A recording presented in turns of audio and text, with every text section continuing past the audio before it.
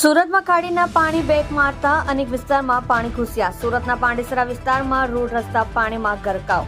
ભારે પાણીના કારણે વૃક્ષ પણ ધરાશાયી. આકાશભૂમિ પાસે વૃક્ષ ધરાશાયી થતા વાહન ચાલકો પરેશાન. એક સાઈડનો રોડ બંધ થઈ જતા કામ પર જતા લોકો મુશ્કેલીમાં મુકાયા. આપ જોઈ રહ્યા છો સોમવાર time news channel. Bureau report Surat.